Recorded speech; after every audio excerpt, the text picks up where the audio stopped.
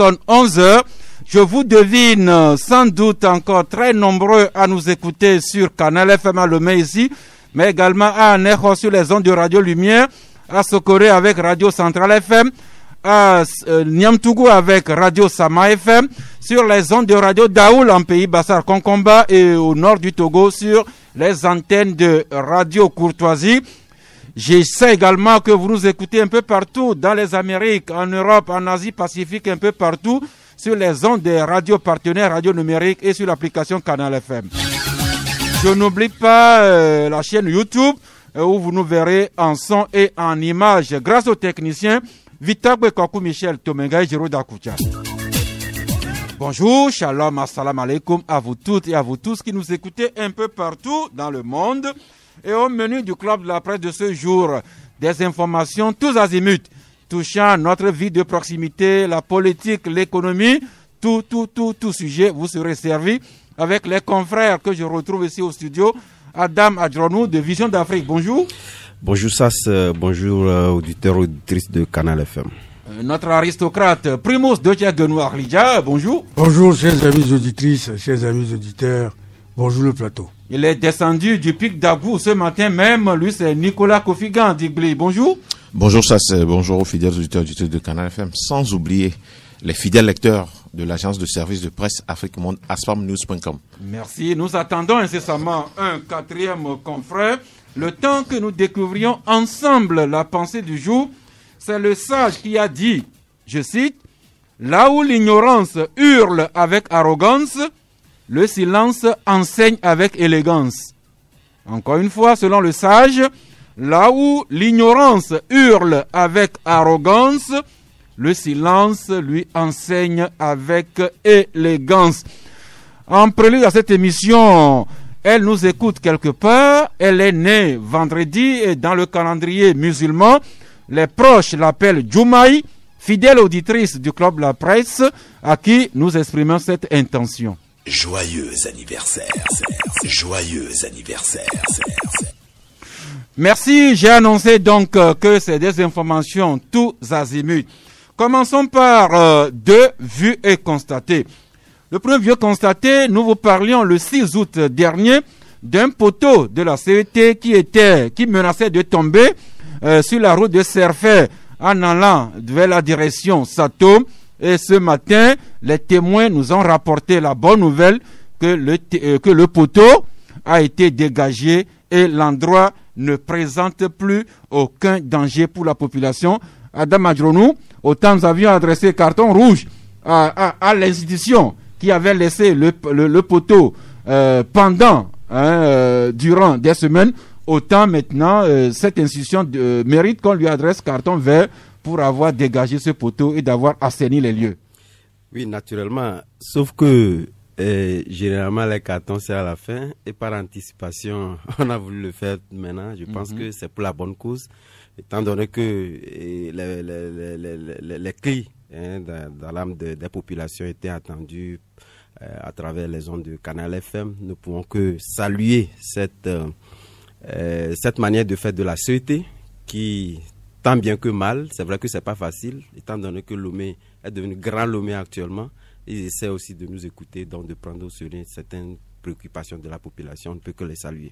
Merci. Deuxième vue constatée, nous transporte dans la banlieue nord de Lomé au quartier à Détikopé. Ce n'est que la semaine dernière que la série des examens officiels a démarré avec le CEPD. La semaine prochaine, ce sera le bac 1, s'en suivront le BPC puis le bac 2. Mais il y a cette école privée, CIS à Détikopé, qui organise déjà des cours de vacances depuis hier lundi 10 août. Et ces cours de vacances qui sont destinés aux classes CP1, CP2, C1, C2, CM1, 6e, 5e, 4e, Les petits du primaire paient 1500 pour 2 mois. Leurs grands frères et grandes sœurs paient 2500 pour 2 mois. En prévision de la rentrée scolaire fixée au 26 octobre prochain. Nicolas Digli, on pourrait dire que qui veut ménager loin, qui veut voyager loin, ménage sa monture. Oui, je trouve ça très bien. Il faut occuper les enfants, surtout qui sont restés à la maison depuis le mois de mars. Je pense que c'est une belle initiative, mais que ça facilite, que vraiment ces pédagogues vont dans le sens de donner vraiment une bonne instruction aux enfants et que les enfants puissent avoir la tête fraîche pour le début de la rentrée. Revenons sur... avec ces cours de vacances, il est à souhaiter quand même que ceux qui organisent ces cours de vacances respectent scrupuleusement les mesures barrières et la distanciation sociale pour les petits. Exactement, c'est important. Nous ne cessons de le dire chaque fois. Et je pense que c'est une belle initiative. Il faut que certains éducateurs ou bien certains pédagogues vont dans ce sens pour au moins occuper les enfants et leur rafraîchir la mémoire pour la rentrée prochaine. Mais revenant sur le cas de la CET, moi je trouve plutôt que c'est une aberration que on puisse avoir des poteaux, il faut les appeler avant qu'ils viennent le faire, dans la mesure où chaque fois, c'est comme si on les appelle avant qu'ils ne viennent prendre les factures ou bien qu'ils ne viennent prendre l'argent. Or, chaque fois, c'est les factures qui tentent. Ils émettent rapidement. Et quand tu as un retard, on vient couper. Et que pour un poteau, il faut qu'on les appelle maintenant, pour qu'on leur dise maintenant que bravo. Moi, je pense que c'est grave. C'est pourquoi même dans nos portables aujourd'hui, il y a la mise à jour. La mise à jour permet de faire quoi? De réorganiser les choses. Quand ils placent les poteaux, ils ont des éléments pour chaque fois faire chose et voir ce qu'il y a de faire, comment on puisse les appeler. Moi, quand on dit aujourd'hui que satisfait avec guillemets, bien sûr, mais vraiment, je les invite à chaque fois sur tous leurs étalages, ce qu'ils font comme étalage de courant et autres pour mieux servir la population et non seulement chaque fois tendre les factures seulement et prendre l'argent et partir. Merci. Avec notre aristocrate, c'est plutôt un voyage dans le temps. Nous allons reculer de 60 ans et nous porter dans une ville qui s'appelait le 11 août 1960. La ville s'appelait Fort-Lamy. Et c'est dans cette ville-là qu'un François Ngarta Tombalbaye avait proclamé l'indépendance de son pays. Eh bien, Primus, nous parlons de quel pays? Du Tchad et de N'Djamena. Le Tchad, avec Fort-Lamy qui est devenu aujourd'hui N'Djamena. Et à la place de François Ngarta Tombalbaye s'assoit aujourd'hui Idriss Déby Itno. Eh bien, nous évoquons maréchal du Tchad, Idriss Déby Itno. Eh bien, Primo, nous souhaitons bonne fête de l'indépendance aux citoyens tchadiens. Oui. Ils sont un certain nombre exilés dans notre pays.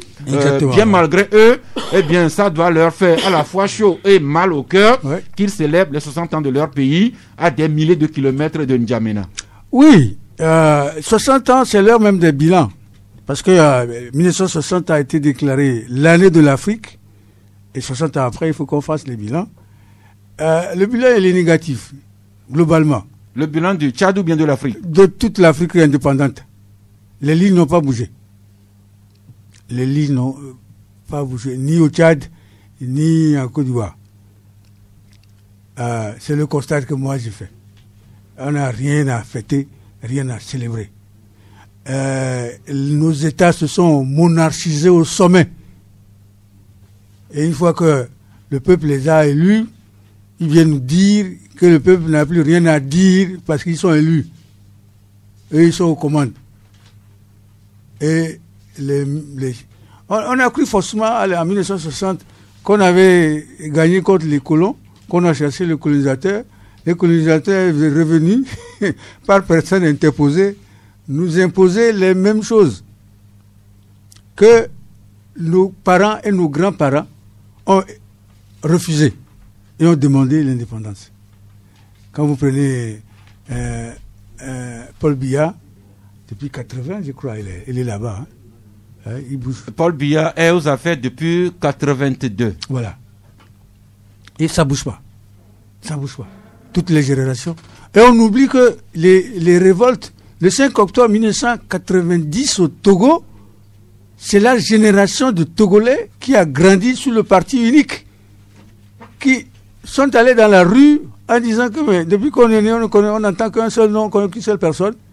Malheureusement, l'erreur qu'ils ont faite à l'époque, c'est d'aller voir leurs aînés pour dire de prendre les devants, parce que eux, les petits, en ont marre. Et les ennemis ont fait ce qu'ils pouvaient. Ils les ont emmerdés, ils les ont enculés. Les lignes n'ont pas bougé. Voilà. Merci. Donc, le Tchad, 60 ans d'histoire. Ça a commencé avec François Ngarta Tombalbaye. Il avait été renversé en 1975. À sa place, le général Félix Maloum. Et c'est à la fin de la présidence de Félix Maloum que le Tchad a sombré dans la guerre civile avec les Goukouni Wedei, les Hissène Habré. Hissène Habré qui parvient finalement au pouvoir, je crois, en 82, avec ce qu'on sait, ce qui lui vaut maintenant ce procès et cette condamnation à perpétuité, même si c'est à Dakar. Et puis, 1990, a surgi sur la scène le colonel Idriss Déby, qui est devenu aujourd'hui maréchal du Tchad. Déjà même 30 ans que Idriss Déby est aux affaires, mais tout porte à croire que Idriss Déby n'est pas prêt de débarrasser le plancher. Primus? Il était même chef d'état-major sous Hissène Habré. Donc c'est pas en 90, il faut compter. Non, enfin, il est arrivé au pouvoir le 1er janvier 90. En fait, il a pris le pouvoir par les armes. Oui, mais il était déjà en action. Sous Hissène Habré. Hissène Habré était l'homme écran derrière lequel il se cachait. Et après, lui-même, il a pris le devant. Et puis, il a même dit que, il n'a pas dit qu'il est fatigué. Donc, vraiment, il a dit ça, qu'il n'est pas fatigué. Et puis, à côté de ça, il faut reconnaître que, comme le dit Primus, les lignes n'ont jamais bougé. Une manière d'ethniciser le pouvoir. Et puis voilà. Puisque quand vous prenez le Tchad,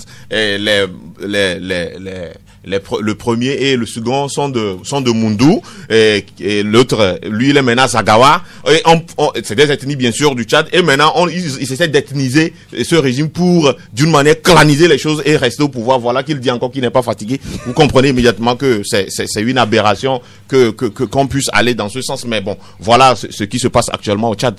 Et tenez-vous bien, quand on dit maréchal, il dit c'est un titre honorifique. Est-ce que normalement il a besoin de ça? On ne sait pas. Voilà, c'est aujourd'hui même qu'il sera devant l'Assemblée nationale, tenez-vous bien, comme maréchal de ce pays. Vous voyez comment les choses n'avancent pas, mais on pense plutôt aux privilèges, je sais pas, à ça. Or, Sartre l'a dit qu'il y a des choses dont on n'a pas besoin, qui ne sont pas nécessaires, mais je pense que c'est ce qui est nécessaire aux gens qui sont au pouvoir aujourd'hui, et on laisse le peuple souffrir, périr comme ça, et c'est dommage. Merci Idriss Déby Itno, 30 ans de pouvoir, et le maréchal de Tchad dit qu'il n'est pas fatigué. Peut-être à la fin du mandat en cours, peut-être qu'il se porterait candidat. Quelqu'un, ou bien d'autres personnes également, dans l'Ouest africain, qui regardent vers Idriss Déby, peut-être égaler son record au pouvoir. J'ai cité Alassane Ouattara de Côte d'Ivoire et Alpha Condé de Guinée. C'est l'actualité. Contre sa parole, prononcé solennellement devant les deux chambres de parlementaires de la Côte d'Ivoire, Alassane Ouattara vient de ravaler sa parole et dit qu'il se porte candidat pour l'élection présidentielle du 31 octobre prochain. En Guinée, c'est la même chose avec Alpha Condé qui dit écouter les militants de son parti et veut se porter candidat. Alors c'est un sujet qui intéresse la presse togolaise. La preuve, l'alternative qui écrit aujourd'hui, 3e mandat, Côte d'Ivoire, Guinée, la gangrène Togo se propage dangereusement en Afrique de l'Ouest, écrit l'alternative. Alors que pour sa part, Liberté écrit plongeons de la démocratie dans la CEDEAO.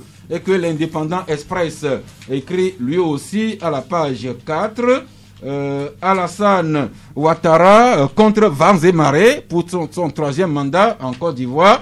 Et pendant que l'Indépendant écrit toujours l'opposition vent debout contre Ouattara en Côte d'Ivoire. Eh bien, souhaitons seulement que tout se passe dans des débats politiques et que la Côte d'Ivoire ne renoue surtout pas avec un passé pas si lointain que ça. Adam Andronou? Oui, c'est vrai qu'il faut relativiser un peu le cas ivoirien dans la mesure où l'homme s'était engagé à un moment donné à libérer le plancher et c'est vrai qu'il y avait des circonstances exogènes qui l'ont obligé à revenir sur sa parole. Mais au-delà de tout, j'espère qu'il faudrait quand même donner la parole aussi aux constitutionnalistes de pouvoir donc expliquer, comme je le disais il n'y a pas longtemps dans une de mes écrits en disant que je ne comprends pas pourquoi ces dialogues-là qui ont amené souvent à ces modifications de constitution ne puissent pas donc prendre en compte le fait qu'on puisse débattre de ces sujets de retour de celui qui était là ou pas. Souvent, les opposants aussi ne s'y préoccupent pas. Et par après, on brandit ces artifices-là pour un peu écumer l'actualité. J'estime qu'à l'avenir, lorsqu'il y a un dialogue qui s'en préoccupe, il faudrait quand même que tout le débat soit donc épongé pour qu'à l'avenir, on ne puisse pas connaître ces genres de remous que nous avions l'habitude de connaître dans ces genres de pays que vous venez de citer. Merci. Que le débat prospère, mais surtout que les armes ne s'en mêlent pas, que la Côte d'Ivoire ne renoue pas avec la guerre civile qui a fait tant de mal à ce pays, à toute la sous-région ouest-africaine.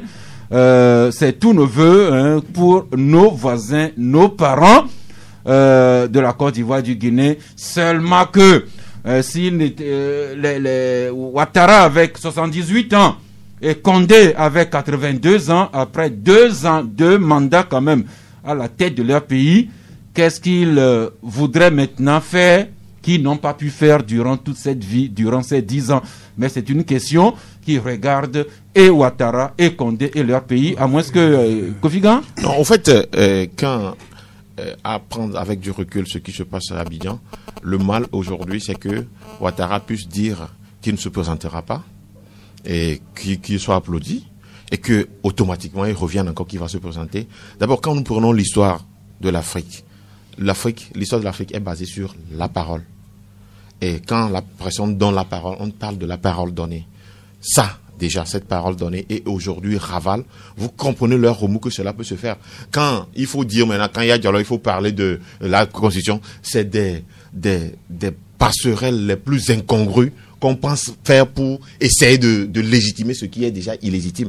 Aujourd'hui, je pense que ce vieux, excusez-moi le terme, 78 ans, qui peut être un pépé, ce vieux veut amener la Côte d'Ivoire encore dans cette basse. Vous savez, et quand vous scrutez, depuis que Ouattara est arrivé, vous scrutez, c'est une guerre contre ceux qui étaient là. Donc, on a cette phobie, ou bien de ces 2 mandats qu'il a fait, il n'a pas trouvé quelqu'un de plus sûr de son parti pour le représenter, qui c'est lui qui doit aller. Vous comprenez déjà les dessous de ces propos, ou de dire que il est candidat, ce que ça peut faire. Mais on le dit sans voir les millions de populations qui sont derrière, et c'est ce qui est dommage. À se demander si en Côte d'Ivoire, si dans les rangs du RHDP, il n'y a personne seul Alassane Ouattara. Vraiment. En fait, comme j'ai dit, c'est une question qui regarde d'abord les concernés et les Ivoiriens.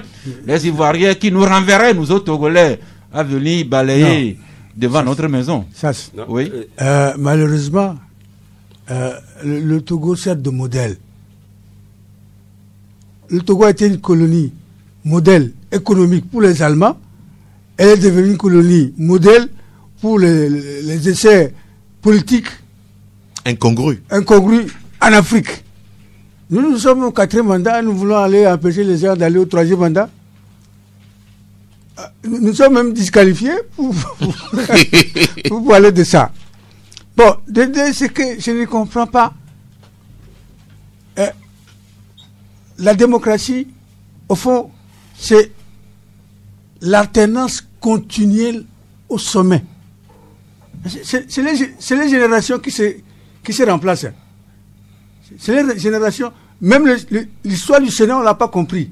C'est la génération qui part, qui s'en va s'asseoir au Sénat pour laisser la place vide et contrôler ce que la nouvelle génération qui vient d'arriver fait. Chez nous, au sommet, tout est bloqué et toutes les générations sont en bas, en train de se frustrer. C'est ça qui va amener la guerre. On a l'impression même que Ouattara, sans le dire, veut détruire l'héritage de Houphouët. C'est Houphouët, sans le dire, sans vouloir fâcher De Gaulle, a fait un panafricanisme à l'ivoirienne, où il a permis à plusieurs nationalités africaines de venir s'exprimer, réussir en Côte d'Ivoire. Aujourd'hui, depuis que Ouattara là, il oppose toutes ces ethnies-là les unes contre les autres. C'est depuis qu'il est là qu'on l'ethnicité a sorti. On dit que c'est Primus, on peut vous dire que c'est contre Ouattara que la trouvaille, l'ivoirité était également sortie. D'abord, à la mort de Houphouët, ce monsieur n'a pas respecté la Constitution. Parce que la Constitution prévoyait qu'en cas de vacances à la présidence, c'est le président de l'Assemblée nationale qui devient président de la République par intérim. Alors, Ouattara était Premier ministre. Et pour aller à Yamoussoukro, c'est lui qui prend l'avion présidentiel en tant que Premier ministre et laisse le président de l'Assemblée et président par intérim là à Abidjan. Et on se rappelle comment Bédier s'était transporté à la présidence en ces années-là. Mais revenons. Même si on prend le cas Ouattara, Ouattara a été cadre de la BCEAO avec un passeport burkinabé. Donc aujourd'hui, qu'on nous le dise aujourd'hui que on dit, lui il a été Premier ministre par accident, ça il faut qu'on le reconnaisse. C'est au fond même au nom de sa politique d'intégration africaine à l'ivoirienne qui lui a fait appel. Bon, là, Nicolas, on dirait que Ouattara avait été gouverneur de la BCEAO avec un passeport voltaïque, parce que c'était la haute volta. Exactement. Oui, Adam, et on va boucler la page d'histoire avec. C'est vrai que c'est un débat, c'est une opinion qui cristallise véritablement le débat, mais je pense que ce débat ne doit pas se tenir loin. Aussi bien de la famille politique de RHDP et aussi bien, puisque c'est un débat qui ne concerne pas aujourd'hui tous les Ivoiriens dans leur ensemble. C'est un débat d'abord, puisque le RHDP c'est une famille politique, c'est à eux que revient la charge de pouvoir qui s'est disloqué d'ailleurs, qui s'est disloqué leur porte-étendard. Donc je pense que la question c'est là. Aujourd'hui, il appartient maintenant aux Ivoiriens de partager ou pas les aspirations profondes d'Alassane Ouattara, de le sanctionner dans les urnes. Vous avez tout dit, tout se décidera dans les urnes. Que X candidat aujourd'hui, d'une manière la plus injuste possible. Et c'est à ce niveau qu'il faut souhaiter que les urnes soient vraiment transparentes en Côte d'Ivoire pour le bien de ce pays et de nous tous. Nous l'attendions, il est arrivé. Dieudonné Montosa Korolakna, bonjour. Très cher Sas, bonjour, auditrice, auditeur de Radio Canal FM, bonjour. Vous vous rappelez que mardi, nous parlons art et culture au Club de la Presse. Naturellement. Merci de nous y inviter avec ces deux articles à la page 9 de votre journal Togo Matin. Vous nous parlez d'abord d'un vernissage d'exposition avec une artiste vraiment précoce. Elle est juste dans la vingtaine, mais elle nous invite déjà à un vernissage d'exposition. Précoce, mais pas tant que ça. Précoce, oui, en termes de l'âge biologique, mais quand vous jetez un coup d'œil sur son parcours, en tout cas, elle compte quand même environ une dizaine d'années d'expérience. C'est une jeune artiste, Elotode Sokbo, elle s'appelle, et donc elle est en exposition depuis le 1er août à l'hôtel Onomo à Lomé, et l'expo court jusqu'au 1er octobre. C'est une artiste qui maîtrise bien le pinceau, qui maîtrise l'art de l'acrylique, qui maîtrise l'art du collage. Elle est à mi-chemin entre le figuratif et l'abstrait. En tout cas, le travail, en tout cas, elle n'est pas sa première exposition, il faut le dire, parce que il y a déjà 2-3 ans, elle avait exposé au Grand Rex, et en tout cas pour cette sortie, et à entendre que ce soit les professionnels, à entendre que ce soit des acheteurs qui étaient là au cours du vernissage la dernière fois, mais c'est un travail qui évolue et on ne peut que se réjouir parce que d'ailleurs, il faut le dire, la question ou la place de la femme dans l'art au Togo ou dans l'art dans la plupart de nos pays reste une grande question. Et si on a la chance d'avoir un talent au féminin qui s'exprime comme ça, et dans la peinture surtout, étant donné que c'est un domaine qui rebute un peu, mais on ne peut que se féliciter. Voilà, je reviens encore, une artiste précoce, une vingtaine d'âge, et déjà 10 années d'expérience de pinceau, ça ne s'est pas donné à tout le monde. Et nous parlons bien sûr de Elotode Sokbo, dont l'exposition qui a commencé depuis le 1er août. C'est sa 3e exposition qui est baptisée Le Monde au féminin. C'est à visiter à l'hôtel Onomo, en bordure de mer. À propos de tableau, un clin d'œil plutôt Montosa, vous rappelez cette galerie du nom de Le Pinceau à Tokoin, Nukafu, au bord des rails là-bas, où il y a des tableaux peints par des Togolais, des tableaux que nous gagnerions à offrir à nos parents et amis pour leur anniversaire et autres également. Une façon également de soutenir non seulement cette galerie, le pinceau, mais également les artistes qui y travaillent. Alors, c'est bien d'évoquer cette galerie parce que je parlais tout à l'heure de la place de la femme dans l'art. Nous savons que l'art, c'est toute une chaîne. Et donc, il faut dire que cette galerie est tenue par une dame. Une dame que nous saluons au passage. Et si elle nous écoute, Madame Yawa, eh bien, vous êtes saluée par le Club de la Presse. Et parce que, autant on compte rarement des voix féminines, autant on compte rarement des talents au féminin dans l'art, autant on compte rarement des femmes qui font la promotion des œuvres des artistes. Et ça, je pense que c'est encouragé. Merci, mais retournons à l'hôtel Onomo sur les traces de l'exposition de Elotede Soko. Elotede Todo, ok, merci de me corriger. Le même hôtel Onomo qui va abriter une cérémonie de lancement de ce livre chronique dénommé Amenyeo, dont nous avions parlé il y a juste une semaine. Eh bien, ce livre chronique Amenyeo, signé par Manzama Marek Abi, sera lancé le samedi à 16h à l'hôtel Onomo. Et pour terminer avec un autre article, c'est toujours Togo Matin qui nous en parle. Comment allier le modélisme et les bandes dessinées. C'est une autre...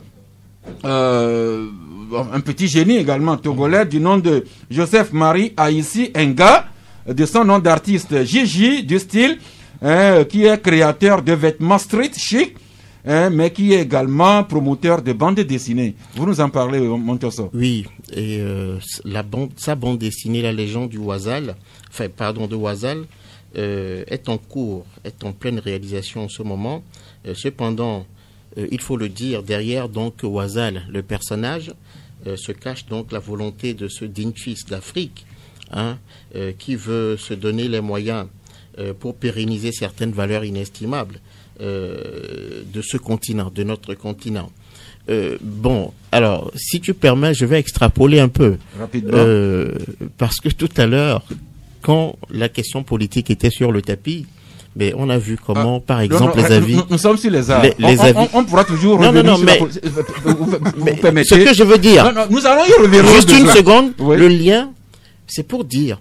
Mais vous avez vu, quand Ouattara a candidaté, la sortie, la réaction des artistes ivoiriens, permets-moi de faire juste le lien pour te dire que parfois, là où les politiques trébuchent, les artistes sont là pour nous faire toujours rêver, pour nous tracer peut-être des pistes de sortie.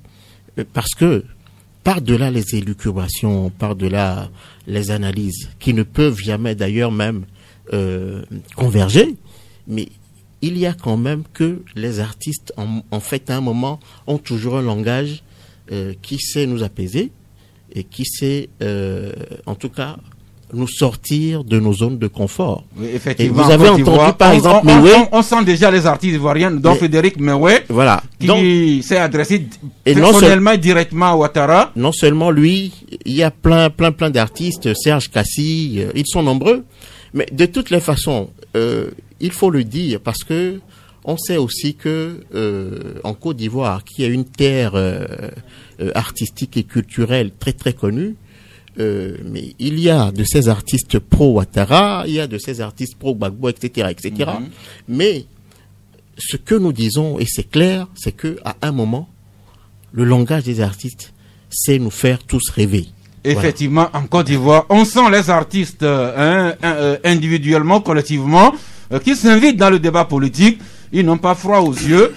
Ils disent ce qu'ils pensent de la scène politique. Et certains qui s'adressent directement au président Alassane Ouattara. Et Primus? Oui, non. La Côte d'Ivoire est un pays où la vie culturelle se vit mieux qu'au Togo.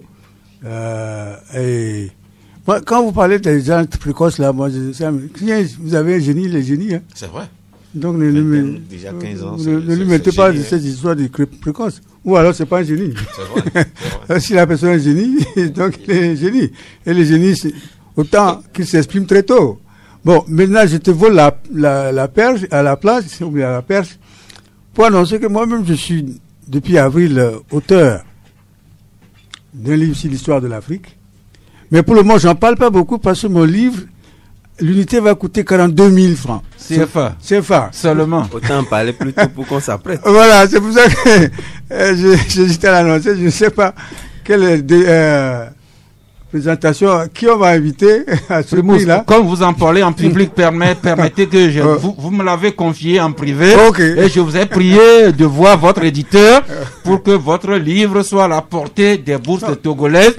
Ce serait quand même malheureux que vous, Primus, vous sortiez un livre sur l'histoire de l'Afrique et que vos compatriotes togolais ne puissent pas se le procurer pour savoir ce qu'il y a du coup, nous lançons un appel aux mécènes pour aider le public togolais à le subventionner, c'est ça? Non. C'est-à-dire que nous allons faire venir le livre au prix de l'éditeur, mais de façon qu'on puisse le vendre à prix réduit à nos lecteurs. C'est pour cela que nous avons besoin des mécènes. Des mécènes de bonne volonté. Qui promeuvent l'art et les arts. Mais la riposte, la riposte à la Covid-19 aussi a besoin de mécènes. Puisque nous parlions entre-temps des 4 projets de médicaments élaborés par les chercheurs de l'université. Ces projets de médicaments qui devraient passer en test clinique courant septembre. Alors il fallait de l'argent pour financer ça.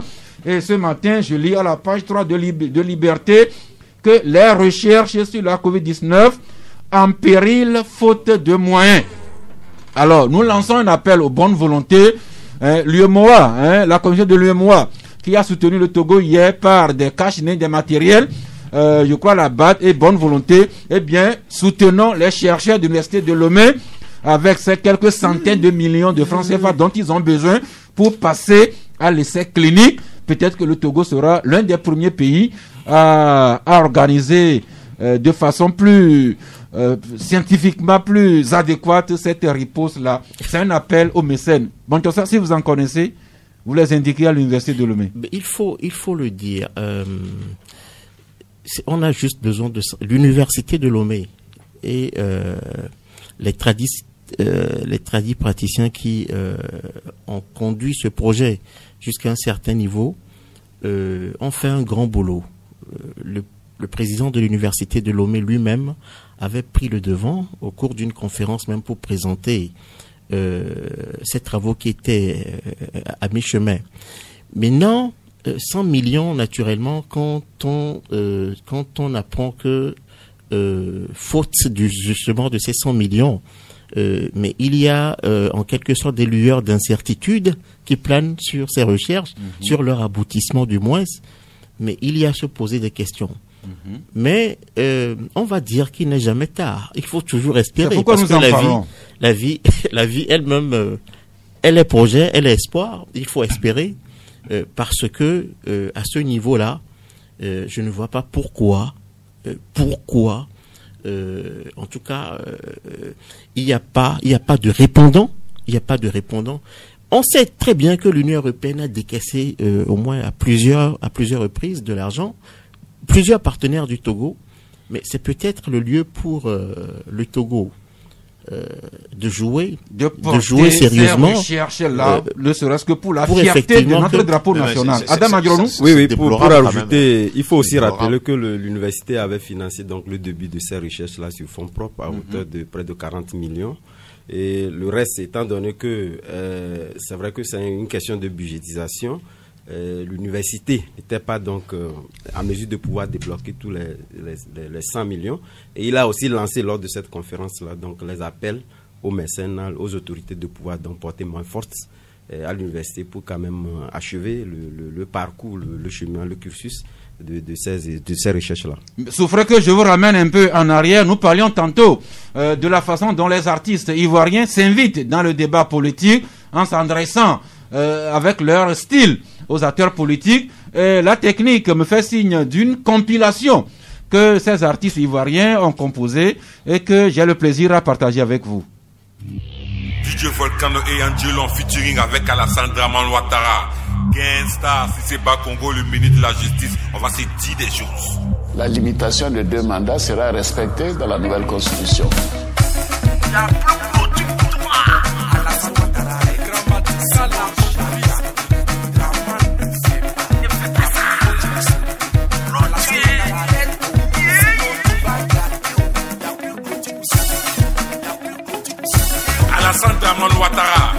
Oui. Est-ce que tout le monde est libre d'être candidat? Comme je l'ai dit, tout le monde pourrait être candidat. Si un pédilème. Il ne s'agit pas de carrer qui que ce soit. Ah bon? Je viens d'avoir 78 ans, donc je ne compte exclure personne. On dirait pas, hein? Tu as fait de tous les candidats exilés et prisonniers politiques. Je ne ferai jamais de constitution pour exclure qui que ce soit parce que j'en ai été victime. On a fait des troisième mandat. Tu vas gagner. Eh bien, c'est une compilation que les artistes ivoiriens ont composée. Si vous approchez Michel et Jérôme, ils sauront trouver le canal pour partager ça avec vous. J'espère que les droits d'auteur de ces artistes ivoiriens seront sauvegardés, Michel et Jérôme. Voilà, revenons donc au sujet sur lequel nous étions en prime. Non, je lisais un article la dernière fois sur Aliko Dangote. Et tenez-vous bien, sa fortune est estimée à 3 fois la fortune de Vincent Bolloré. Que Aliko Dangote est 3 fois plus riche que Vincent Bolloré, qui possède tous les ports en Afrique francophone. Ça m'a fait tiquer. Okay? Mais lui, il vit en Afrique. Et donc, les anglophones ont ce flair-là pour chercher à faire de l'argent que nous, les francophones, on n'a toujours pas. Et puis, quand le Covid est venu au Nigeria, les milliardaires nigériens ont refusé toute aide extérieure et ont cotisé eux-mêmes, qui sont capables de supporter l'ardoise. C'est pour ça que je ne comprends pas que notre université est en train de chercher 100 millions et ne trouve pas. Et puis à côté de ça, non, ils vont trouver. Si nous en parlons maintenant, c'est que Kokoroko et ses amis vont trouver le financement de ces études. Et puis à côté de ça, quand on parle, on dit l'Union européenne a financé le Togo, c'est l'Union européenne. C'est une aberration. Le Togo, c'est l'Union européenne. L'Union européenne a financé le plus. C'est quoi ça? Qu'est-ce que c'est cette manière-là? 60 ans de demande pour 100 millions. Et aujourd'hui, on vient à la radio pour dire que nous voulons de. Quand même, Niato. Oh, c'est quoi?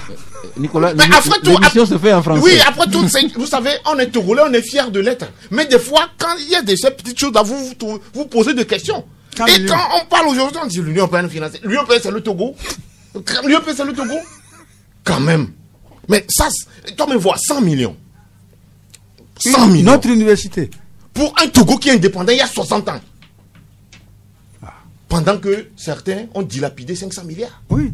Et c'est en cours actuellement. Merci, Nicolas, vous nous faites si bien la transition. Nous abordons à présent les informations économiques. Commençons par vous, Adam Adjoronou. Vision d'Afrique, vous nous informez sur cette ordonnance que le chef de l'État a prise, a signée le 30 juillet dernier.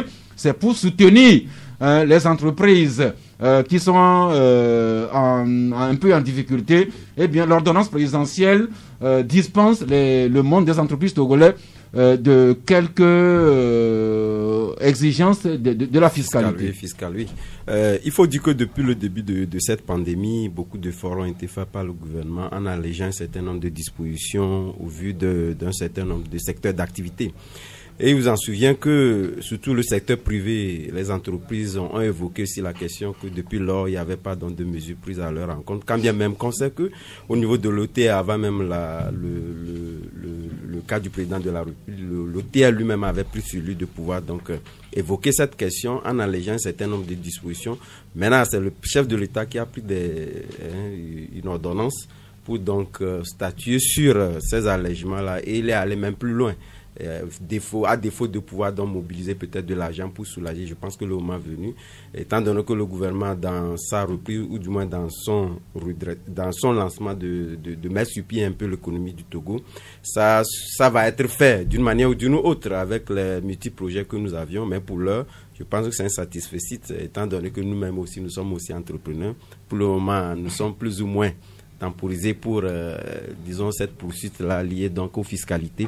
Et c'est une bonne nouvelle concernant donc ces entreprises-là qui sont un peu en détresse due à la suspension ou du moins au ralentissement des activités économiques, comme on pouvait le constater dans tous les secteurs d'activité. Merci. Le confrère, le médium aussi en parle en termes de réduction et exemption de taxes pour les entreprises. Même chose dans les colonnes de l'Union pour la Patrie qui parle de nouvelles mesures fiscales adoptées par ordonnance. Cette ordonnance qui porte nouvelles mesures fiscales adoptées en vue de soutenir les opérateurs économiques et les ménages dans le contexte particulier de la crise sanitaire créée par la Covid-19. Ces mesures que le chef de l'État prend, qui font un peu perdre de l'argent au Trésor, mais pour soutenir les entreprises, pour ne pas mourir justement. Le Trésor ne perd pas de l'argent. Il faut d'abord que le secteur privé gagne de l'argent. Et le Covid a sapé les affaires de tout le monde à hauteur de millions. Maintenant, la personne n'a rien gagné. Vous voulez encore le taxer? Donc c'est une mesure très venue à point nommé, salutaire, qu'il faut féliciter. Mais le Trésor ne perd pas. Mais comment est-ce que le Trésor va penser à son argent quand tous les citoyens sont pauvres? Il faut d'abord que les entreprises puissent tourner, générer des bénéfices sur lesquels ils vont payer, leurs impôts, l'État. Merci beaucoup. Mais tout cela devra prospérer si le climat économique dans le pays est vraiment assaini. Or, nous parlons souvent corruption, détournement de ressources à ce studio. La semaine dernière, c'est la A+IA qui a commandé une étude et qui révèle que notre pays perd une dizaine de milliards au moins par mois. Oui. Et les secteurs indexés, Montesson, vous en parliez dans une dernière parution, les secteurs qui étaient indexés pour être à la pointe de la corruption ici au Togo. Bon, malheureusement, avec l'âge, avec mes 77 ans, mais c'est clair quand même qu'il y a des secteurs sérieusement impactés, mais pour ne pas dire même que presque tous les secteurs. Mais la question demeure, la question reste. Il y a corruption parce qu'il y a corrupteur, il y a corrompu.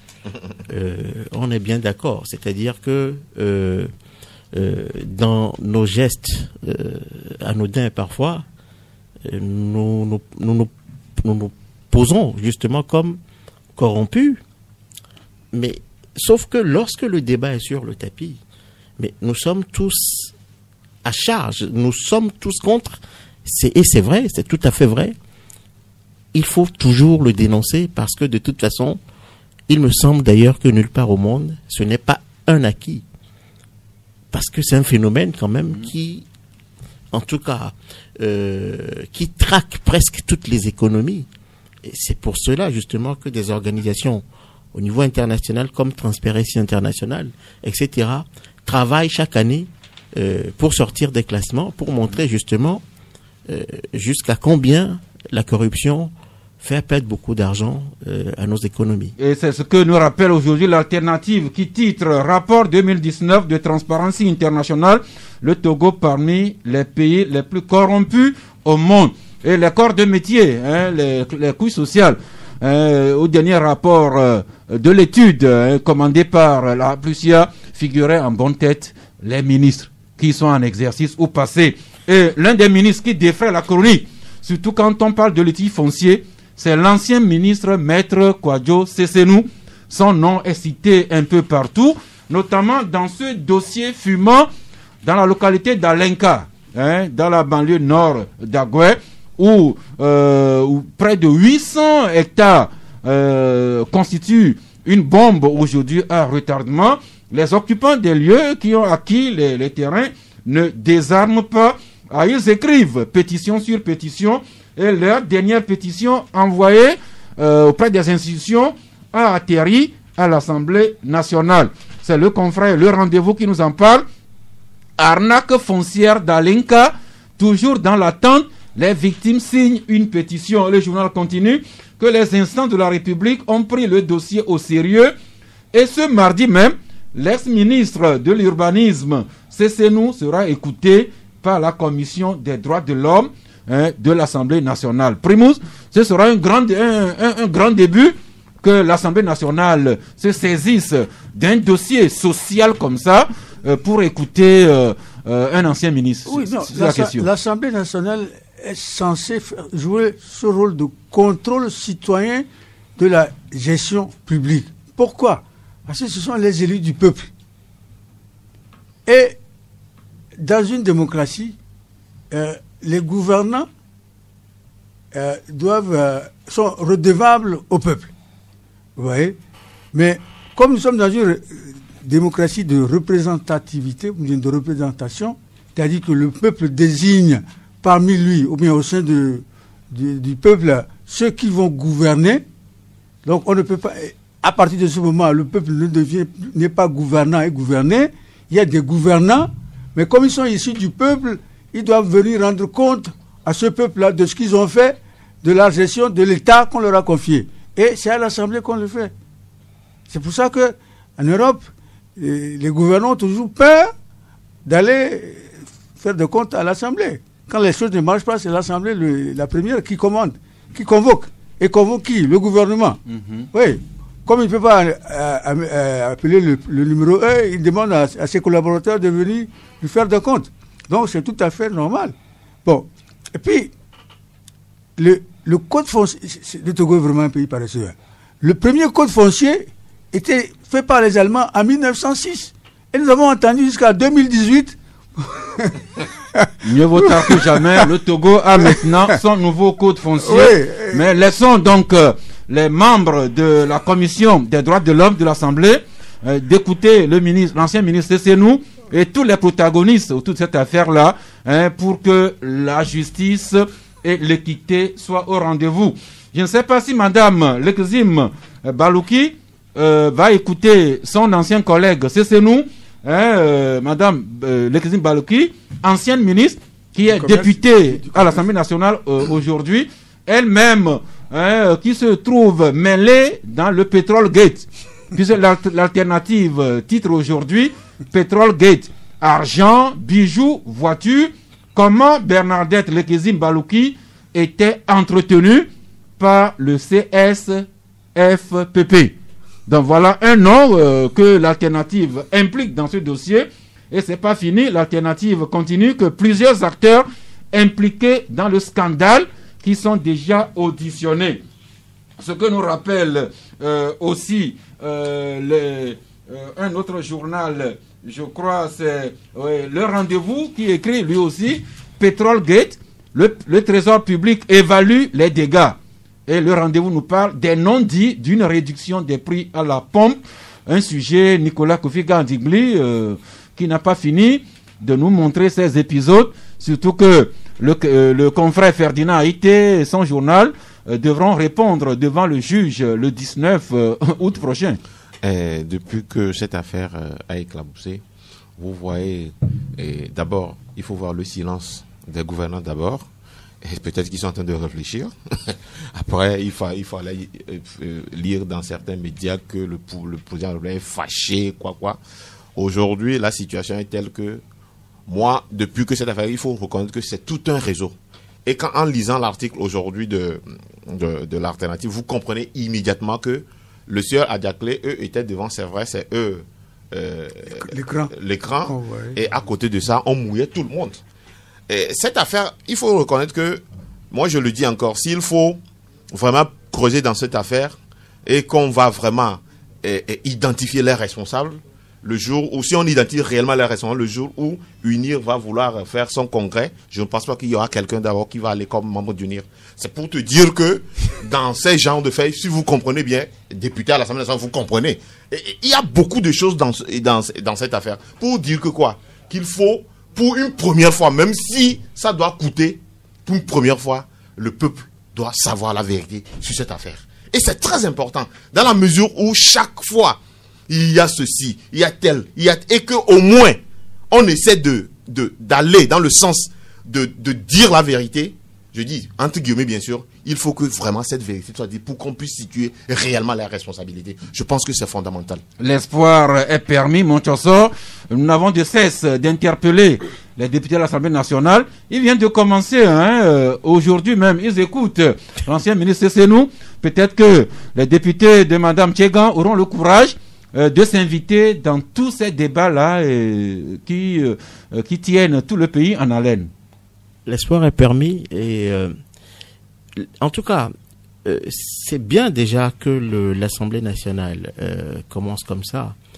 En fait, il faut quand même à un moment que nos institutions démontrent que elles n'existent pas que pour la forme. Et c'est normal justement que une institution aussi puissante que l'Assemblée nationale puisse se saisir et montrer justement à ceux qui excellent éventuellement dans toute forme de gabegie, etc., que eh bien le Togo peut-être dit d'aujourd'hui n'est pas le Togo peut-être d'il y a, je sais pas, 20, 25 ans, 30 ans, et que, mais naturellement, mais quand vous posez un acte en tant qu'homme public, vos actes peuvent vous suivre à tout moment. Hein, mais nous savons très bien que le ministre en question aujourd'hui n'est plus au gouvernement. Mais sauf que il a exercé, il a occupé des fonctions importantes de l'État, et c'est au nom justement de ces fonctions qu'il est appelé à répondre aujourd'hui. Mais c'est le lieu également là à Plucia à lire beaucoup de Togolais, à écouter beaucoup de Togolais, à lire beaucoup de confrères. Eh bien, cette institution, jusqu'à ce jour, plus de 2 ans après sa création, n'a pas encore joué un rôle, n'a pas encore posé un acte très fort, digne justement des prérogatives qu'on lui a données en l'instituant. Je pense que des institutions comme la Plucia, la Cour des comptes, etc., elles sont nombreuses. C'est le lieu justement de saisir la balle au bond et d'appeler, quand il y a appelé, des responsables cités dans des affaires, etc., du moins pour les écouter. Tôt ou tard, on en sera. Merci. Donc, on va terminer avec les morts, malheureusement. Commençons par l'ancien Premier ministre Edem Kodjo, grand commis de l'État. Togo Matin se demandait hier si des hommages nationaux seront rendus à l'illustre disparu Edouard Edem Kodjo. Et puis l'alternative qui écrit que la dépouille de l'ancien Premier ministre Edem Kodjo sera rapatriée en fin de journée ce soir sur un vol spécial, enfin un vol direct Air France Primus. Donc si Air France est fidèle à son horaire, et il va nous rapatrier Edem Kodjo, mais ces obsèques se dérouleront la semaine prochaine. La semaine prochaine, oui.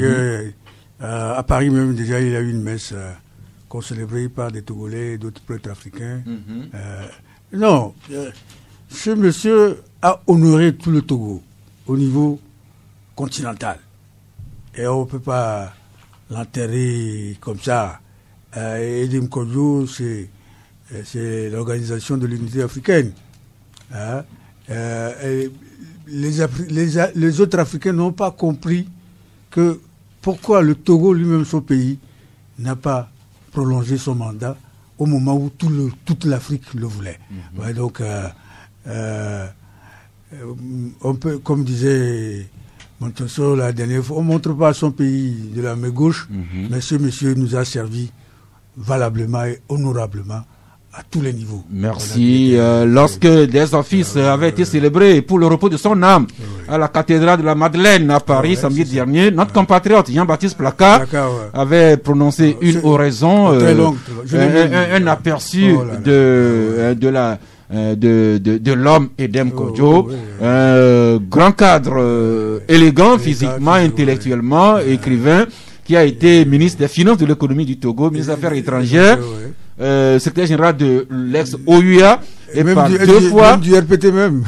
Ouais, deux fois Premier ministre. Mais les Togolais, je réserve l'appréciation que les Togolais portent sur Edem Kodjo. Il n'a jamais été parfaite, hein. Jamais, mais il a incorporé cette devise Togo, l'ordre de l'humanité. Le Togolais n'est pas n'importe qui. Merci. Alors, il n'est pas de la trempe de Edem Kodjo, mais nous avons appris ça, mon surprise, depuis une dizaine de jours. Et en effet, on dirait le Hongoli. Elle ne veut pas se taire. La preuve, les médias en parlent aussi. Liberté qui titre aujourd'hui doute sur les causes officielles de la mort de Delathon Agbokwe. L'ancien directeur le directeur général de la DTRF, les populations de Kpomé qui exigent l'autopsie de son corps pour découvrir la vérité. Nous en parlions hier L'Indépendant Express en parle aussi. Hantise de poste au transport routier. La succession d'Agbokwe entre peur et guerre d'ethnie. Et Adam Adjronou, votre journal fait un article qui mérite intérêt. Quand vous écrivez mouvement d'humeur après le décès des cadres, vous y voyez une bombe à retardement. Oui, au regard de la récurrence de ces actes-là, parce que nous l'avons d'abord, ce qui a ouvert la vanne, c'était la mort du feu colonel Madjulba. C'est vrai, si les motifs concernant ce décès-là peuvent être élucidés, conduire à ces genres d'actes, il n'en demeure pas moins de pouvoir donc les décourager par un certain nombre d'actes. Parce qu'on ne peut pas trouver à chaque décès des motifs des motifs surnois qu'il faut forcément relever, parce que surtout en ce moment-ci où nous sommes en phase de la Covid, il faudrait réellement, puisque nous avons toujours l'habitude de le dire, ce sont des petites, les grandes erreurs commencent par les petites, il faudrait rapidement décourager ces gens d'acteurs qui commencent déjà pas rentrer dans les habitudes et dire que forcément le décès d'un cadre aussi puissant soit-il, aussi influent soit-il, est lié fondamentalement à des motifs un peu surnois où l'État doit répondre forcément. Donc c'est en ce sens que nous estimons que l'autorité doit prendre ses responsabilités pour décourager en réalité ces gens qui risquent d'éparpiller, de commencer par décrire un peu le Togo négatif. Je disais tantôt que votre article mérite intérêt. Aujourd'hui, Agbokwe qui a vécu, travaillé à Lomé, c'est cette population de Komé qui manifeste pour exiger la vérité sur les secondes de sa mort et à ce qu'on rapatrie le corps qu'ils enterrent eux-mêmes. Et hier, c'était Madjulba, la population de Sioux qui manifestait. Je ne sais pas s'ils ont cessé de manifester. Et même quand l'autre colonel, toujours du milieu Sioux, a trouvé une mort accidentelle, on a lu les commentaires des gens. Nicolas Adigbouli, le mérite de cet article, c'est qu'il y a un danger qui pointe à l'horizon. Si un grand cadre du pays meurt et que les siens ont des raisons de douter de l'information officielle et qu'ils se trouvent obligés de manifester bruyamment pour découvrir la vérité, ça veut dire que notre tissu social n'est pas si serein que ça. En fait, il faut reconnaître une chose et ramener la balle à terre pour dire quoi. Ces décès n'ont pas été des décès où on nous fait dire que non, la personne est malade et décédée. Madjulba, feu Madjulba, comment on a parlé d'assassinat. On a parlé d'assassinat. Les parents ou bien les proches doivent réclamer le corps. Bon, ça a créé de manifestations. Ces manifestations qui ont été d'une manière rouées. Quand on dit qu'il faut que les autorités prennent leurs responsabilités, à Niamtougou, il y a eu jet de gage.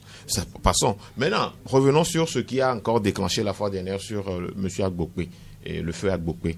Le feu Agbokwe, on parle de quelle mort exactement? Est-ce qu'on l'a amené dans un centre hospitalier où on a décanté le Covid, ou bien, du moins, qu'il y ait un enterrement? Est-ce que l'enterrement subite, les parents ont été proches du corps? Comment ça a été fait? Bon, je pense que c'est ce qui a amené la population à réagir. Maintenant, c'est vrai, nous sommes dans un état et il faut vraiment que certaines règles soient respectées, oui. Mais à côté de ça, il ne faut pas qu'il y ait du flou dans certaines manières de faire pour que ça puisse révolter les gens. Tenez-vous bien, tout ça là, c'était... je parlais de manque de communication, manque de confiance. Et quand vous êtes au pouvoir et que vous faisiez tout pour que les populations n'aient pas confiance en vous, tout ce que vous allez faire, ils n'auront confiance en rien. Dans la mesure où, même ces genres de décès et autres, qu'est-ce qui a été dit clairement là-dessus avant qu'on enterre précipitamment? On ne sait pas. Merci. Primus. Non, c'est à ça moment que je suis que c'est un parent. À vous? À moi. Alors, c'est ma nièce en Italie qui m'informait d'aller... Alors que vous viviez à côté de Agbokwe ici pendant toutes ces années. Pour aller présenter c'est du sacré Primus. Les condoléances à la famille. Et je dis qu'elle a perdu qui est Agbokwe. Depuis quand ça? Vous êtes parent. Elle m'expliquait, je dis, mais bon, mais c'est un des cadres du ZIA. Et puis, ce n'est pas la famille qui l'enterre. C'est bizarre tout ça là dans ce pays. C'est ça. Merci. Il est 12h. C'est le temps des auditeurs. Juste le moment où nous fassions un clin d'œil à nos partenaires et le corps de la presse devient plus inclusif, avec l'espoir que les auditeurs sauront s'intéresser à tous les sujets que nous avons exposés et débattus aujourd'hui. 93.5 Canal FM.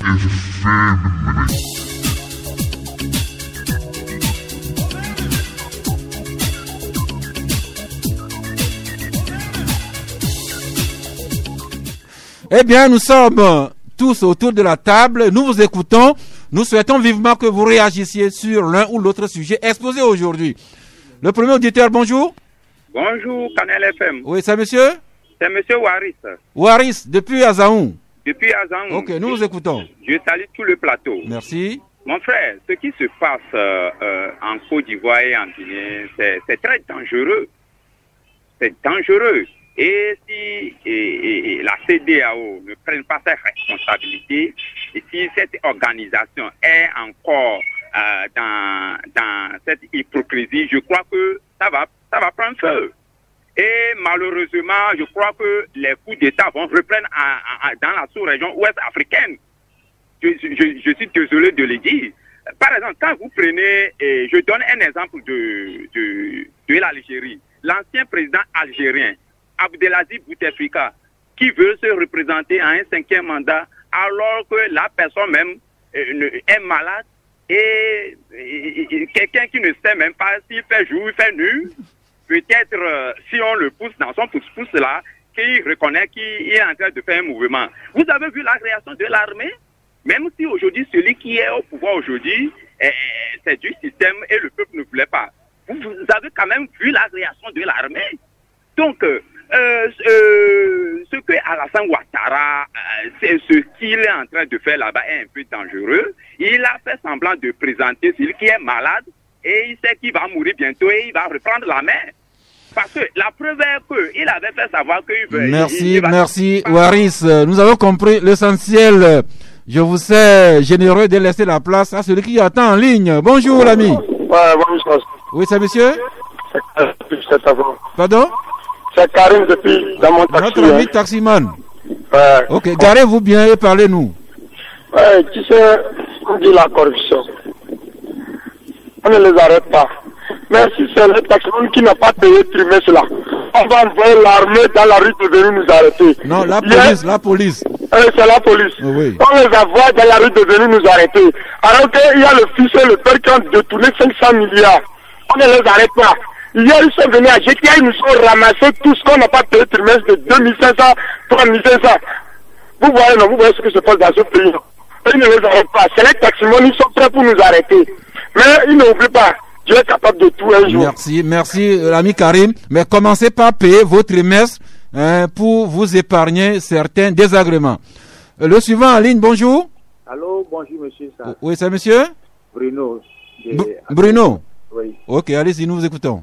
Non, moi je vais intervenir par rapport aux élections concernant dans les pays francophones de la CEDEAO. Et parlez un peu plus fort s'il vous plaît. Je vais intervenir par sur les élections dans les pays d'Afrique francophone. C'est ça. Moi je vais demander les pays anglophones qui font partie de la CEDEAO d'aider les pays francophones à arrêter cette animation-là. Sinon, on dit que les unes aujourd'hui, dans les pays francophones, ce n'est pas ça qui élit les présidents. Mais ces présidents sont élus directement par la France et obligatoirement, ils sortent. Et finalement, c'est les Africains qui se tuent comme ça. Donc, les pays anglophones qui sont dans la CEDEAO, moi, je les demande pardon d'aider les pays francophones à arrêter tous ces animations. Merci Bruno, mais rappelons-nous quand même qu'il y a quand même 60 ans que nous sommes indépendants. Nous devrions nous le rappeler aussi. Le suivant en ligne, bonjour. Allô. Oui, bonjour. Bonjour monsieur Sass. Oui. Monsieur Kokou. Monsieur Kokou, allez-y. Je salue le plateau. Super, moi je vais intervenir concernant nos chercheurs du campus. Oui. Super monsieur Sass. Si on nous dit aujourd'hui que à cause on est à la recherche de 100 millions ou bien 80 millions pour trouver des médicaments. Non, c'est pour financer les tests cliniques. Oui, pour financer les tests cliniques. Et si on ne trouve pas cette somme, on ne pourra plus faire avancer la recherche. Est-ce que quelque part, on ne nous dit en même temps que ce qu'on veut faire n'aboutira pas? Non, comment est-ce qu'une seule institution, je prends le campus, qui a pu financer à 40 millions pour le début des travaux, et maintenant on est à la recherche de 80 millions pour finaliser le truc qu'on ne trouve pas 80 millions. Donc, est-ce que quelque part, on ne nous dit pas que ce qu'on va faire, peut-être que, puisque c'est l'OMS aussi qui homologue les choses, est-ce qu'on ne nous dit pas déjà que... Non, l'ami Kokou, gardons-nous de placer la charrue devant les bœufs. Souhaitons d'abord que les chercheurs puissent avoir leur financement. On sera toujours là pour juger les résultats. Est-ce qu'on ne peut pas trouver 80 millions dans ce pays? Vous-même, commencez à mettre quelque chose dans la cagnotte, l'ami Kokou. Merci beaucoup. Merci, je vous en prie. Le suivant déjà, bonjour. Bonjour, monsieur. Oui. Je salue le plateau. Nous vous saluons aussi. Abou Bakar depuis Nukafu. Oui. Moi, je me demande, les chefs d'État qui étaient partis au Mali, là, ils disent les 31 députés n'ont qu'à démissionner. Mais Ibeka n'a qu'à rester. Ce n'est pas le coup d'État que même font maintenant. Donc, nos chefs d'État, là, en tout cas,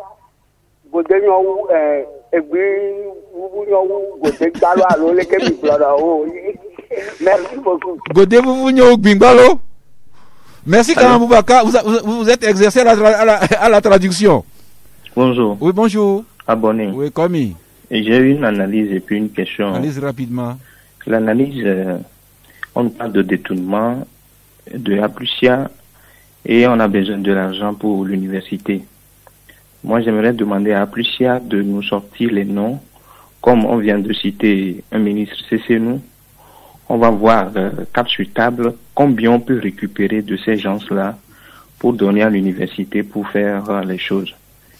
Si on ne peut pas les arrêter, du moins on peut récupérer une partie des sommes détournées pour reverser et transformer certains de leurs domiciles en CMS ou bien en des centres qui peuvent prendre soin des victimes. Les autorités aviseront en conséquence. Oui. La question, monsieur le doyen, à votre niveau, a fait une analyse pertinente que j'ai trouvée, que la France fait des essais politiques. Et les essais politiques prennent leur source au Togo, en commençant par les assassinats et tout récemment le compte à zéro. Comment lui, en tant que doyen, pense qu'on peut mettre fin à ces essais politiques qui se rejaillissent sur le continent? Merci. Le doyen a noté, il vous répondra incessamment. Pour le moment, passons à l'auditeur suivant. Bonjour. Bonjour, monsieur. Oui, c'est monsieur Ismaël. Ismaël. Oui. Ok, allez-y. Bon, s'il vous plaît, et concernant monsieur Ouattara de la Côte d'Ivoire, et le gars, il a déjà négocié son troisième mandat en offrant les cours de la CEDEAO à la France. Vous le voyez. Donc, il préparait un passage en force. Et actuellement, il a déjà le soutien de la France et de l'ONU. Enfin, je ne sais pas, moi je n'ai pas une idée des réactions officielles de la France. Ok, demandez-vous comment il est arrivé au pouvoir. C'est sous les bombardements de l'ONU et de la France. Bon, ok, cela passe et je passe au niveau de l'université de Lomé qui cherche des fonds pour financer ses recherches. Voilà. Vous voyez les firmes, les fonds qu'on reçoit de l'Union européenne comme des aides. Et les aides sont déjà, comment l'appelle-t-on, et ils ont déjà leur finalité. On vous dit, on vous donne l'argent pour ceci. Chad Ismaël n'a pas pu accoucher son idée entièrement, mais nous passons au suivant. Bonjour. Bonjour. Oui, c'est monsieur Alain. Alain. Oui. Ok, allez-y. C'est concernant les 100 millions là pour les professeurs de l'université. Oui. Mais c'est ce moquer des Togolais. quand on parle de 100 millions, mais la semaine passée, vous avez parlé des antennes pour espionner la population togolaise. Mais moi, je trouve que ça dit, on a dépensé des milliards pour ces antennes-là. Concernant la COVID-19, on ne trouve pas 100 millions pour les professeurs d'université. C'est horrible. Je vous remercie. Je vous en prie. Je vous en prie. Déjà, le suivant en ligne. Bonjour. Allô? Bonjour, monsieur. Vous voulez parler un peu plus fort, s'il vous plaît? Bonjour, monsieur. Oui. Zoro Noir, le justicier. C'est monsieur? Zoro Noir, le justicier. Ok, allez-y. Je voudrais, à la suite du professeur Dossé, dire aux autorités togolaises de vendre Pegasus pour nous offrir un scanner et également pour financer l'université de Lomé. Ça, c'est juste un avis. Maintenant, je voudrais aussi venir par rapport à un paradoxe. Tout à l'heure, concernant le troisième mandat de M. Alassane Ouattara, le président de la République de Côte d'Ivoire, ou vos invités ont fait le plaisir de nous balancer quelques sons, ou du moins quelques interventions de artistes ivoiriens, oui, et que vous avez pris goût à partager avec nous les Togolais. Je vous en remercie. Cependant, je voudrais révéler ce que j'appelle paradoxe, parce que à la suite du troisième mandat de Faure Gnassingbé, vous avez aussi constaté les artistes togolais qui sont engagés contre et qui en ont sorti aussi des mêmes chansons, comme le cas en Côte d'Ivoire, mais jamais nous avions assisté à cela sur nos antennes. Donc je voulais simplement appeler à l'impartialité à votre endroit. Merci. Nous avions fait mieux, nous avions invité les artistes contestataires dans ce studio. Si vous avez la mémoire, vous vous rappellerez bien, cher ami. Nous passons au suivant. Bonjour. Bonjour. Oui. Oui, c'est Papa Sodjine depuis Abou-TV. Nous vous écoutons. Bon, le jeudi passé, j'avais parlé de la mort de M. Agbokpe. Mais vous avez dit que personne n'a pensé à la mort d'Agbokpe. Il y a encore une mort de plus, hein. Le directeur de l'école de lycée de Bodjomé, oui. Ça fait encore une mort de plus. Nous en avons parlé hier. Pardon? Nous en avons parlé hier. Voilà, donc tout le monde est menacé, hein. Ce qui se passe depuis le début de cette année-là, c'est grave. Donc maintenant, quand vous parlez de titre vous n'avez pas parlé du président ou bien secrétaire général de RPT. Il fallait préciser ça aussi. Il a été secrétaire général de RPT. C'est ça que les créateurs du RPT. Bonne journée. Papa Sodjine, est-ce que vous nous avez suivis fidèlement? Je vous en prie, n'écoutez pas l'émission partiellement. Hein? L'auditeur suivant, bonjour. Oui, bonjour. Oui. Oui, c'est M. Ibrahim. Ibrahim. Oui, nous vous écoutons. Concernant côté Côte d'Ivoire, troisième mandat de Ouattara, c'est sur ça il veut parler un peu. Le problème de Ouattara, troisième mandat, c'est basé sur le côté de la population. Ceux qui ne connaissent pas l'histoire même de la Côte d'Ivoire, ils vont essayer de dire que Ouattara fait troisième mandat, ça va envoyer la guerre. Non, pas possible. C'est quand Ouattara va refuser de se représenter. Puisque le problème se base sur le côté ethnique. Les Djula soutiennent Ouattara et les Gos soutiennent Laurent Gbagbo. Donc la Côte d'Ivoire est basée sur le côté ethnique. Une fois Ouattara refuse de se représenter, et il n'y aura pas quelqu'un dans RIDP pour se représenter. Puisque Ahmed Bagayogo ne peut pas aller, les Ivoiriens ne seront pas d'accord. C'est pour ça que Ouattara est obligé de se représenter et de encore maintenant former quelqu'un pour qu'il puisse venir à sa place. Puisque la Constitution lui permet encore toujours de se représenter. Puisque ça serait son deuxième mandat, ça. Après ce deuxième mandat, 2025, il ne pourra plus se représenter. À ce niveau-là, nous aurons du mal à apprendre le calcul à nos enfants. Quand quelqu'un a déjà fait 2 mandats et maintenant vous parlez d'un prochain deuxième mandat, les enfants du CP1, ils auront tous les problèmes du monde avec le calcul. La Constitution a été changée en 2016. Oui, c'est de ça, il parle. La Constitution a été changée en 2016. Donc, ça fait que c'était son premier mandat qui vient de finir. Et bientôt, ça serait le deuxième mandat. Ok, donc on va dire à l'enfant du CP1, effacez le tableau, on recommence, c'est ça? Oui. Ok. Mais si vous voulez bien en parler des problèmes de la Côte d'Ivoire, si vous avez mon numéro, appelez-moi, on en discutera bien. Je vous en prie, donc merci de confier vos coordonnées aux techniciens hors antenne. Je vous contacterai après. Allô? Oui, bonjour. Va toujours. Allô? Je salue le plateau. Ah, vous êtes essoufflé? Non. C'est Patrick Sizing à Kadiao. Tout à fait. Ok, nous vous écoutons. Moi, j'ai un souci majeur. Il faudrait que le gouvernement fasse tout possible pour chercher 100 millions pour aider les chercheurs togolais, afin que qu'un jour qu'on dise que les chercheurs togolais ont trouvé un produit contre le coronavirus. Merci beaucoup. Je vous en prie. Nous clôturons le tout dernier auditeur aujourd'hui. Bonjour. Allô, bonjour, Canal FM. Oui, c'est monsieur? C'est monsieur Basile. Vous voulez parler un peu plus fort, s'il vous plaît? Oui, et c'est monsieur Basile. Basile, oui. Oui, je dis, est-ce que la loi dit quoi? Si vous avez fait 2 mandats, c'est à vous de choisir celui qui va vous remplacer? Parce que tout à l'heure, il y a un frère qui vient de parler de quelque chose de Ouattara avec ces consoles-là. Moi, je ne suis pas du tout content, mais c'est pas bien. C'est votre droit. Oui, Mais l'autre aussi avait le droit de dire ce qu'il pensait. Chade. Commençons par l'interpellation adressée à Primus. Non, le problème est très simple. On a assassiné les uns après les autres tous les présidents africains qu'on a qualifiés de nationalistes. Nous faisons croire que avoir du patriotisme, c'est être contre les Occidentaux. C'est pour ça que vous avez maintenant des présidents qui n'expriment pas de sentiments vers leur peuple ni leur pays. Partout.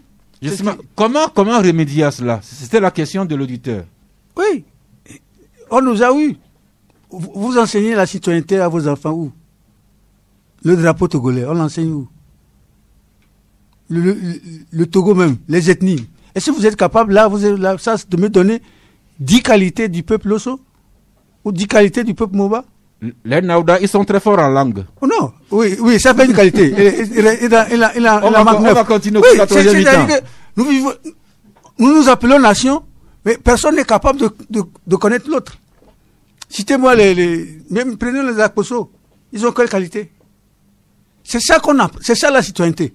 Quels sont les peuples qui forment le Togo? Et c'est avec ces peuples-là que nous allons vivre ensemble. Personne ne les connaît. Autrement dit, si vous avez une piste à nous tresser, nous devons commencer par nous intéresser à nous-mêmes, mettre en valeur nos... Le patriotisme, c'est l'amour, même pour faire la consommation locale. Vous n'avez aucun rapport sentimental avec votre pays. Quelqu'un produit quelque chose, vous allez lasser. Merci. Monchoso, beaucoup d'auditeurs se sont sentis concernés par... le manque d'argent des chercheurs togolais qui n'arrivent pas à aller de l'avant. Mais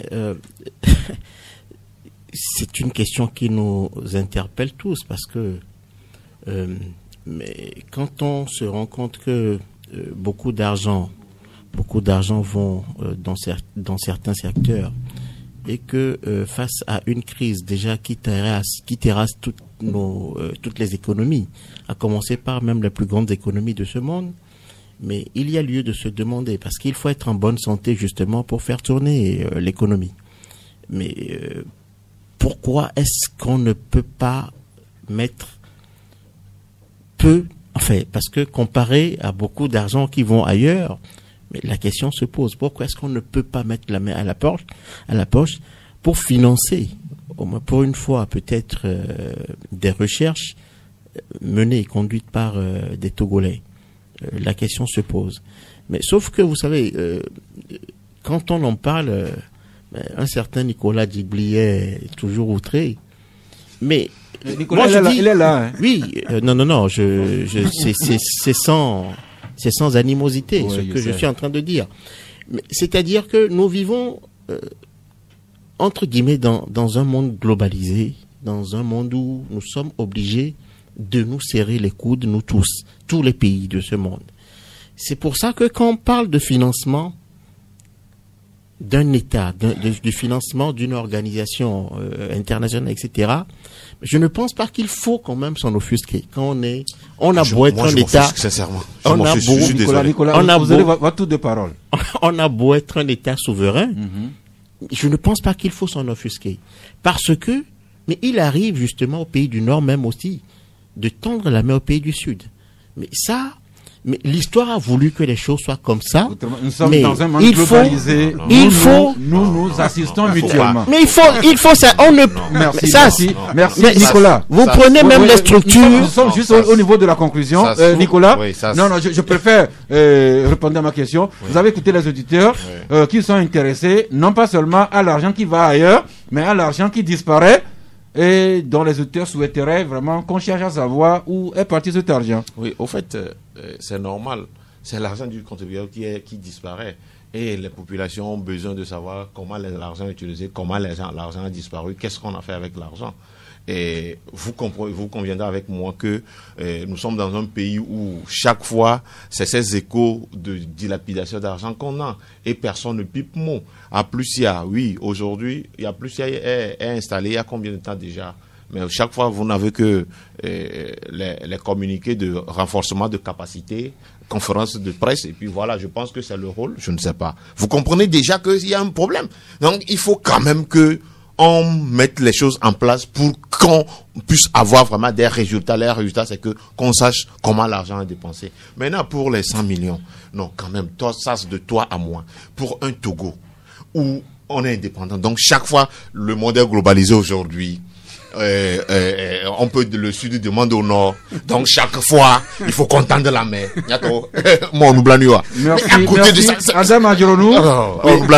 Oh. Puis ça, je me rappelais lorsque le ministre français de la justice était nommé Dupond-Moretti, il disait qu'il faudrait que la France arrive à une justice des peuples pour le peuple.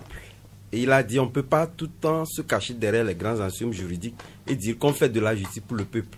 Donc il a initié et a évoqué la question et a voulu que la justice commence par être enseignée dès le cours primaire pour que la population puisse s'en préoccuper. C'est pour dire tout simplement que toutes ces questions que nous évoquons, que ce soit corruption, la culture, etc., doivent désormais commencer par le peuple. Parce que, je le disais, nous avons écrit un article concernant donc cette question de la corruption en disant qu'on peut partir sur des questions générales, des génériques pour identifier quelques actions à mener. Et l'une de ces actions, nous avions identifié le fait qu'il faut d'abord partir du fait ceux qui profitent la plupart du temps de cette corruption n'ont pas intérêt à ce qu'on vienne leur arracher leur pain.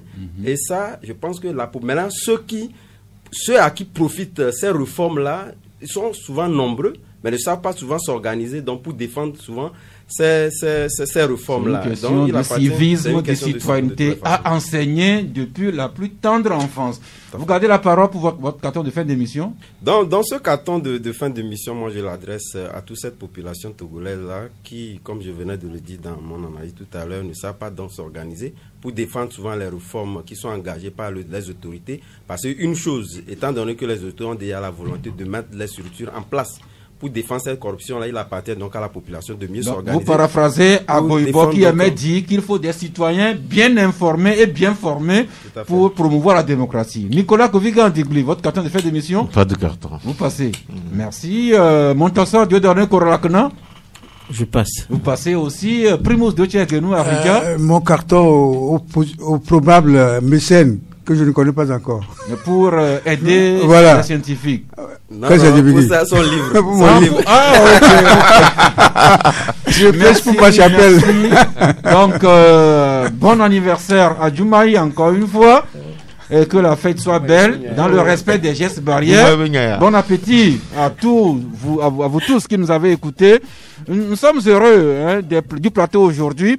D'abord, vous avez été riches, vous avez été nombreux à réagir. Vous avez su toucher chacun un centre d'intérêt. C'est comme ça que nous irons de l'avant. Et on va continuer à réfléchir sur la parole du sage.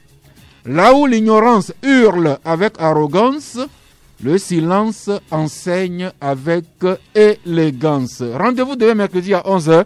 Si Dieu le veut, Dieu le voudra. D'ici là, célébrons la vie à chaque instant.